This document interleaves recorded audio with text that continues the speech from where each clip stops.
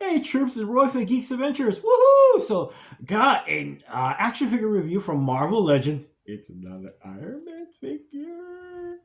Yeah, I'm obsessed with Iron Man and armor. Powered armor. So, anyway, it is the Marvel Legends Ultimate Iron Man from the Ultimates, based upon the Ultimate series that Marvel did, many years ago. It was their take on a more realistic view of the superheroes from the Marvel universe, ended up being a huge influence on the Marvel Cinematic Universe. There are not there now. There, I know some of you are going. Wait a minute, but did they make another version of this before? Yes, they Marvel Legends did do a version of Ultimate Iron Man. Now, this is what they called. I think this is what they call War Machine. But this is the general look that they created. I was always, just because it felt like, for the regulars out there, you know that whenever I mention powered armor Iron Man, you're going, oh boy, he's gonna start to ramble. Yes. I always felt this figure always felt a little bit on the kind of not. It never felt like a person in armor, which should be kind of bulky and yada yada yada. Especially actually the shoulder pads. I always thought the shoulders should be larger. So this is a new sculpt and everything, and this is what it looks like in the box. And you guys have seen the promo shots too, of course. You know when they first announced it. But this is what it looks like in the box. And yes, it's from that line that has a little comic book thingy. And when I initially opened this, I don't know, mine popped out and yada yada yada. But anyway, so here it is. You know, let's glory. And here's the back with the whole lineup.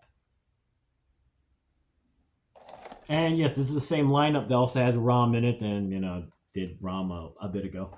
But yeah, this is the figure. Let me get this out of the blister pack.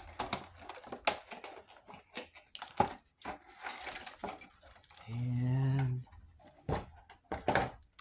along with the little comic book thing that fits in here, you get two sets of hands. You got fisty hand. Wait, no. You got open hands. You got the repulsor hands, or flying hands, or and of course you got closed fisted hands. And this is what it looks like. And you're looking and going, ooh. Yeah, honestly, yes. Yeah, the reason, the big reason I got this is because, look at the comparison here. It is a bit, I think it's a bit shorter. No, it is about the same. Okay, yeah. But the design, the sculpt is much closer to the source material. And as you can see, it looks a lot, it's got a nice bulky look to it, which I love. I love seeing armored figures where it looks like they're wearing armor. It's not like you took a giant lathe and just start shaving stuff off from the basic body mold so that you've got this really skinny figure. Anyway, but yeah, the beauty of it is this sculpt is magnificent. So many details, like on the back. I love the way this is one of those really neat minimal paint applications I really like, because the red is there to pop, the blue is there to pop as well.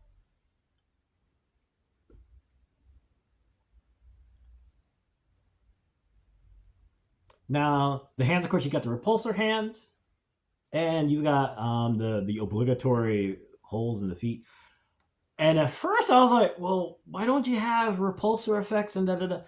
If you're like me with a bajillion Iron Man figures, you have a bajillion of these. So, now, of course, the bad news is that, well, if you don't have a bajillion Iron Man figures, just saying, okay? But if you do, they fit.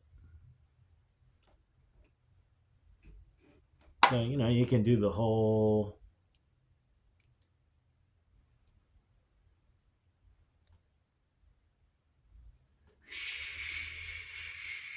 swoosh, pew, pew, pew, pew, pew. Now the one thing I guess, no, they could have. Now you see this little nozzle here, weapon nozzle. I don't remember from the comic book what this was for, but anyway, I do wish they had put in a hole up here so you could put the effect in here. Which is kind of in some ways surprising because it would have been kind of cool. On the other hand, I mean, for the sake of fabrication and stuff, it's kind of in a weird place to try and drill a hole. So I would imagine that's probably why they did not do it. But it's a small, tiny thing. But you know what? Give me a second. Oh shoot, I didn't bring enough with me. But yeah, I was gonna try and do the whole repulsor thingy with the hands and the boot jets, but I only have the one set. Anyway, with me right now. But anyway, so yeah, there you go. Honestly, it's a beautiful figure.